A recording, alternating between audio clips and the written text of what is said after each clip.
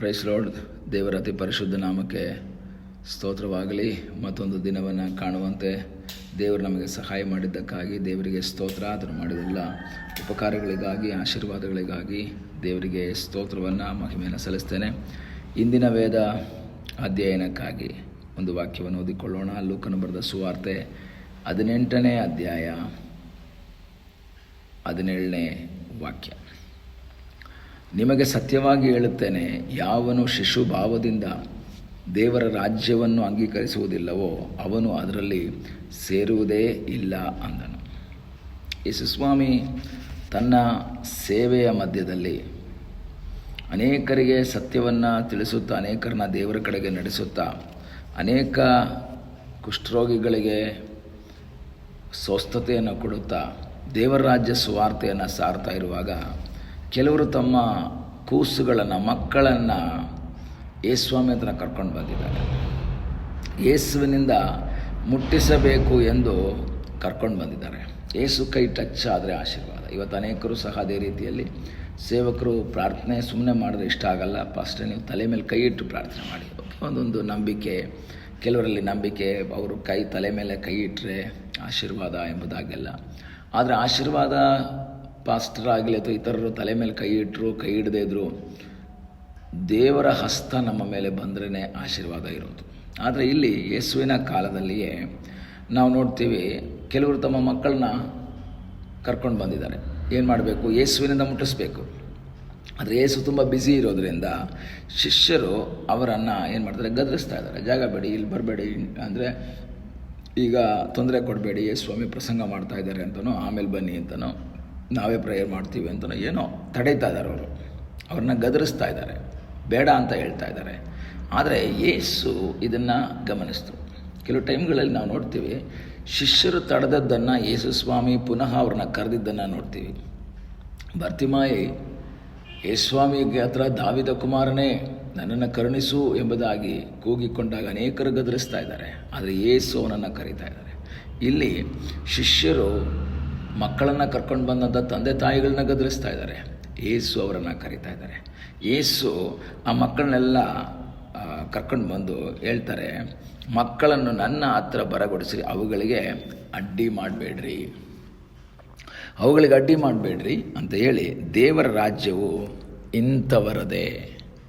ಅಲ್ಲಿ ನಾವು ಗಮನಿಸಬೇಕಾದಂತಹ ಒಂದು ವಿಷಯ, ಈ ವಾಕ್ಯ ಓದಿ ಕೆಲವರೇನು ಹೇಳ್ತಾರೆ, ಮಕ್ಕಳು ನನ್ನ ಹತ್ರ ಬನ್ನಿ, ಮಕ್ಕಳು ದೇವರ ಸಮಾನ, ಮಕ್ಕಳು ಪರಲೋಕ ಹೋಗ್ಬಿಡ್ತವೆ, ಮಕ್ಕಳ ಹತ್ರ ಪಾಪ ಇಲ್ಲ, ಮಕ್ಕಳು ಒಳ್ಳೆಯವರು, ಅದಕ್ಕೆ ಮಕ್ಕಳಿಗೆ ದೀಕ್ಷಾಸ್ನಾನ ಕೊಡ್ಬೋದು, ಚಿಕ್ಕ ಮಕ್ಕಳಿಗೆ ದೀಕ್ಷಾಸ್ನಾನ ಕೊಡ್ಬೋದು. ಯೇಸುಸ್ವಾಮಿ ಹೇಳಿದ್ರು, ಚಿಕ್ಕ ಮಕ್ಕಳಿಗೆ ಅಡ್ಡಿ ಮಾಡಬೇಡ್ರಿ, ಚಿಕ್ಕ ಮಕ್ಕಳಿಗೆ ದೇವರ ರಾಜ್ಯ. ಆದರೆ ಬೈಬಲ್ಲು ವಾಕ್ಯ ನಾವು ಗಮನಿಸಿ ಓದುವಾಗ ಯೇಸುಸ್ವಾಮಿ ಹೇಳಿರೋದು, ದೇವರ ರಾಜ್ಯ ಇವರದು ಅಂತಲ್ಲ, ದೇವರ ರಾಜ್ಯ ಮಕ್ಕಳದು ಅಂತಲ್ಲ, ದೇವರ ರಾಜ್ಯ ಇಂಥವರದು. ಅದರ ಅರ್ಥ ಏನು?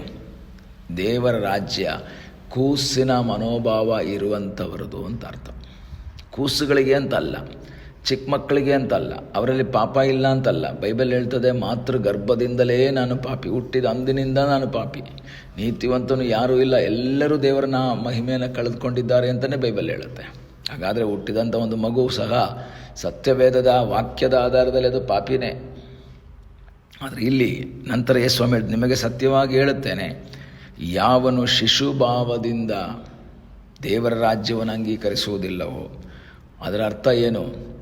ಎಷ್ಟೇ ದೊಡ್ಡವನಾಗಿದ್ದರೂ, 60 ವರ್ಷ ಆಗಿದ್ದರು, 70 ವರ್ಷ ಆಗಿದ್ದರು, 40 ವರ್ಷ ಆಗಿದ್ದರು, ಅವನು ವಯಸ್ಸಲ್ಲಿ ದೊಡ್ಡವನು, ಬಾಡಿಯಲ್ಲಿ ದೊಡ್ಡವನಾಗಿದ್ದಾನೆ, ಸ್ವಂತವಾಗಿ ಎಲ್ಲ ಕೆಲಸಗಳನ್ನ ಮಾಡ್ತಾನೆ.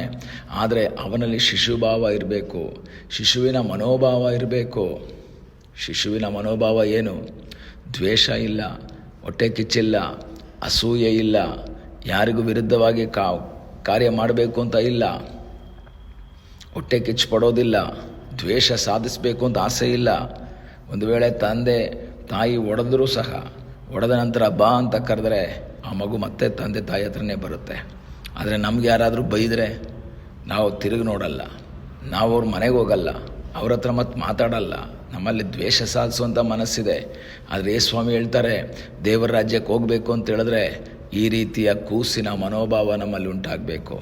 ಹೊಟ್ಟೆ ಕಿಚ್ಚು, ದ್ವೇಷ, ಅಸೂಯೆ, ಕೋಪ, ಮತ್ಸರ ಇವೆಲ್ಲವನ್ನ ಬಿಟ್ಟು ದೇವರ ಸನ್ನಿಧಾನದಲ್ಲಿ ಬರುವಂಥ ವ್ಯಕ್ತಿಗೆ ಮಾತ್ರ ದೇವರ ರಾಜ್ಯಕ್ಕೆ ಹೋಗುವುದಕ್ಕೆ ಸಾಧ್ಯ ಎಂಬುದಾಗಿ ಯೇಸು ಅಲ್ಲಿ ಹೇಳಿದರ ಅರ್ಥ. ಯೇಸುಸ್ವಾಮಿ ಹೇಳ್ತಾರೆ, ಮಕ್ಕಳನ್ನು ನನ್ನ ಹತ್ರ ಬರಗೊಡಿಸಿರಿ ಅಂತೇಳಿ ಯೇಸುಸ್ವಾಮಿಯ ಮಕ್ಕಳನ್ನ ಹಿಡ್ಕೊಂಡು ಹೇಳ್ತಾನೆ, ದೇವರ ರಾಜ್ಯ ಇಂಥವರದೇ. ಈ ರೀತಿಯ ಮನೋಭಾವ ಇರುವವರದೇ. ಅವರು ಬೈದರೂ ಅವರು ದ್ವೇಷ ಸಾಧಿಸಲ್ಲ, ಹೊಡೆದ್ರೂ ದ್ವೇಷ ಸಾಧಿಸಲ್ಲ. ಚಿಕ್ಕ ಮಕ್ಕಳಿಗೇನೂ ಗೊತ್ತೇ ಇಲ್ಲ. ಈ ದಿವಸಗಳಲ್ಲಿ ಪ್ರಿಯ ದೇವರ ಮಕ್ಕಳೇ, ನಮ್ಮಲ್ಲೂ ಸಹ ಆ ಶಿಶುಭಾವ ಉಂಟಾಗಲಿ, ಶಿಶುವಿನ ಮನೋಭಾವ ಉಂಟಾಗಲಿ, ಶಿಶುವಿನ ಸ್ವಭಾವ ನಮ್ಮಲ್ಲಿ ಉಂಟಾಗಲಿ. ಶಿಶು ಯಾವ ರೀತಿಯಲ್ಲಿ ಎಲ್ಲವನ್ನು ಮರೆತು ಪುನಃ ಎಲ್ಲರೊಂದಿಗೆ ಬೆರೆಯುತ್ತೋ ಅದೇ ರೀತಿಯಲ್ಲಿ ಕರ್ತನಾದ ಯೇಸು ನಮ್ಮಿಂದ ಬಯಸುವಂಥದ್ದು ಇತರರೊಂದಿಗೆ ಅನ್ಯೋನ್ಯವಾಗಿ ಐಕ್ಯವಾಗಿ ಮುಂದೆ ಸಾಗುವಂಥ ಒಂದು ಅನುಭವ ನಮ್ಮಲ್ಲಿ ಉಂಟಾಗಬೇಕು. ಅದಕ್ಕಾಗಿ ದೇವರು ನಮಗೆ ಸಹಾಯ ಮಾಡಲಿ. ದೇವರ ರಾಜ್ಯ ಚಿಕ್ಕ ಮಕ್ಕಳದು ಅಂತಲ್ಲ, ದೇವರ ರಾಜ್ಯ ಇಂಥವರದು, ಮಗುವಿನ ಮನೋಭಾವ ಇರುವವರು.